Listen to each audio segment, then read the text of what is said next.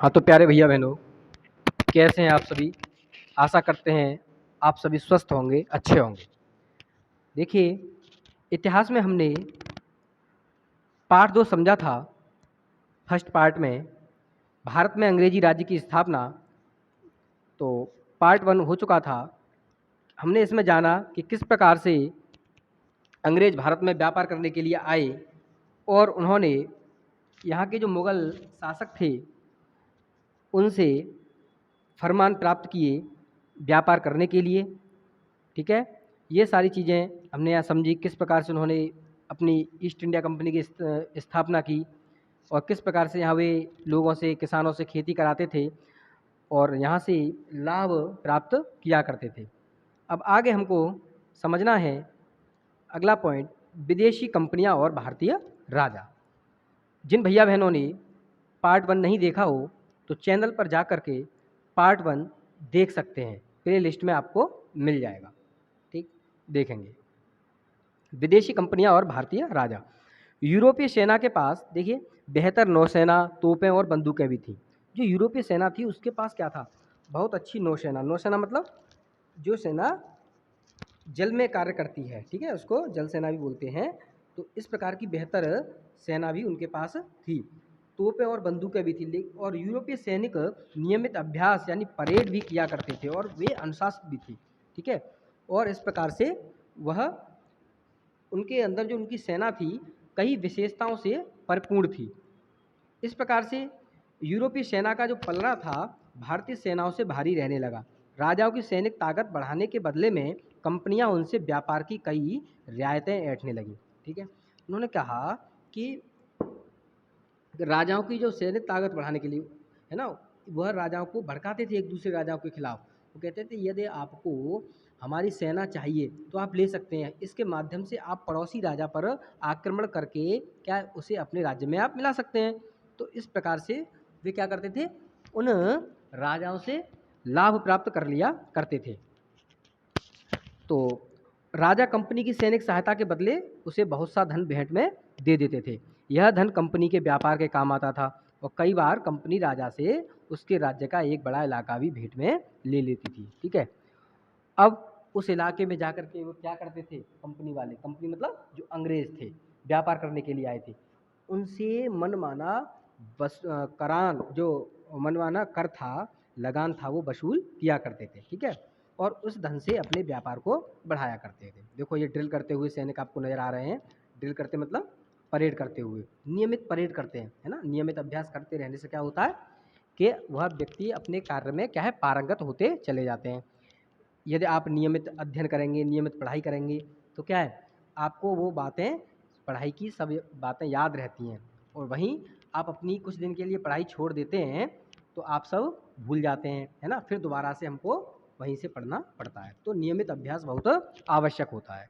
ठीक, आगे देखिए, भारत में ज़मीन लेकर के इन कंपनियों ने अपनी अपनी कोठियों की किलेबंदी भी की। ठीक है, किलेबंदी मतलब वहाँ ज़मीन ले ली और अपनी अपनी जो कोठियाँ बना करके उनकी सुरक्षा के लिए उन्होंने निर्धारण कर लिया।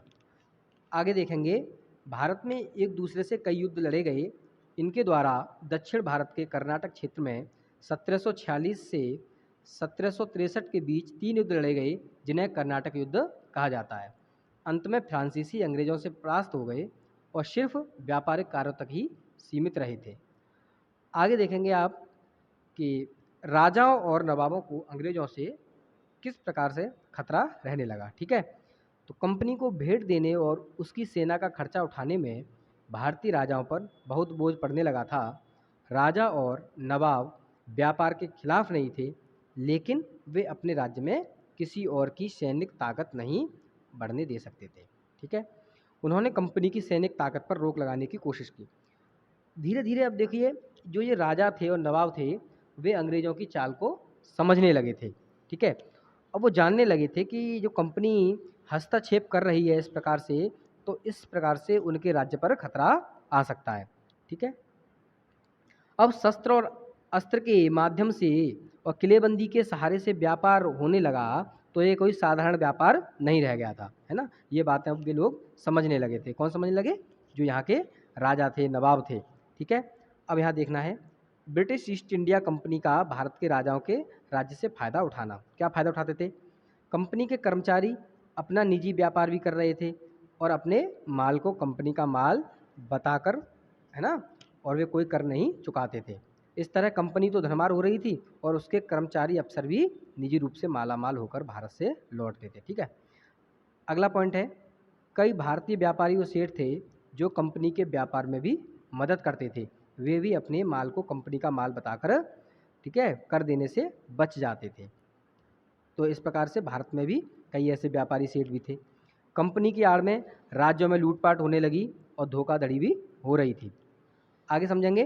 कंपनी कारीगरों से जोर जबरदस्ती से बहुत कम कीमत पर माल खरीदने की कोशिश करती रही। ठीक है, जो कारीगर थे उन पर ज़बरदस्ती से क्या करती थी, कम कीमत पर वह उन्होंने मजबूर कर दिया, है ना, और कम कीमत पर कच्चा माल खरीद लेते थे। तो इस प्रकार से वे यहाँ पर अपना प्रभाव बनाते ही जा रहे थे। अब आगे देखेंगे, जब राजा इन बातों का विरोध करते थे तो अंग्रेज उनसे लड़ पड़ते। और लड़ना, अब क्यों लड़ते थे? क्योंकि उनकी जो सैन्य शक्ति थी वो कैसी थी, मजबूत थी। तो उस राजा को हटाकर वे ऐसे व्यक्ति को राजा बना देते थे जो उनके काम आए, व्यापार के तरीकों पर कोई भी किसी प्रकार की रोक न लगाए। तो इसी प्रकार 1756 में अलीवर्दी खां की मृत्यु हो गई और उसका पौत्र सिराजुद्दौला बंगाल का नवाब बना और सत्ता संभालते ही उसे घरेलू और बाहरी शत्रुओं का सामना करना पड़ा। ठीक है, तो इस प्रकार से आगे देखना है कि ब्रिटिश ईस्ट इंडिया कंपनी ने नवाब के विरोधियों की साजिशों में भाग लेना आरंभ कर दिया और इस समय यूरोपीय शक्तियाँ, जो कंपनियाँ थीं, शाही फरमान का अर्थ होता है राजा द्वारा दिया गया आदेश, है ना, व्यापारिक सुविधाओं का दुरुपयोग कर रही थी। और साथ ही कोलकाता, जो वर्तमान में कलकत्ता बोलते हैं, स्थित अपनी बस्तियों की किलेबंदी भी करने लगी थी। ठीक है, जो कोलकाता है, जो वर्तमान में कोलकाता बोला जाता है और प्राचीन समय में कलकत्ता था। जब सिराजुद्दौला को इसकी सूचना मिल गई तब उसने अंग्रेज व्यापारियों द्वारा की जाने वाली सैन्य तैयारियों पर प्रतिबंध लगा दिया। उसने जो अंग्रेजों की सैन्य तैयारियां थी उनको रोकने का प्रयास किया। फिर अंग्रेजों ने नवाब के आदेशों की अवहेलना की, उन्होंने नवाब के आदेश को नहीं माना अंग्रेजों ने।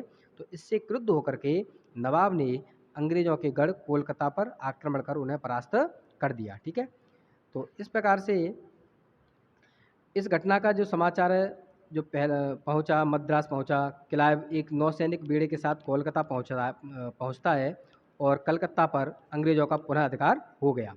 ठीक, तो 9 फरवरी 1757 को, ठीक है, अंग्रेजों के बीच अलीनगर की संधि हो जाती है। वहाँ के नवाब और अंग्रेजों के बीच एक संधि होती है, अलीनगर की संधि कहलाती है। इस संधि के अनुसार कंपनी को बंगाल, बिहार और उड़ीसा में बिना चुंगी, चुंगी मतलब एक प्रकार का कर है, दिए हुए व्यापार करने का अधिकार प्राप्त हो गया था।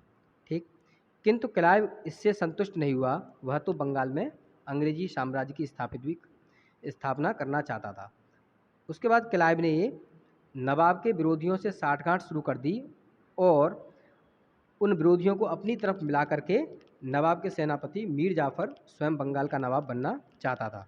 वह विश्वासघात करके अंग्रेज़ों से जा मिला और अंग्रेज़ों ने मीर जाफ़र को बंगाल का नवाब बनाने और मीर जाफ़र ने अंग्रेज़ों को हर प्रकार की सुविधा देने का वचन दिया। ठीक है, तो इस प्रकार से उन्होंने क्या किया, इनको लालच में देकर के उन विरोधियों को अपने समर्थन में कर लिया। इस षड्यंत्र में राय दुर्लभ, जगत सेठ और अमीचंद नामक कुछ ये भारतीय व्यापारी भी थे, है ना।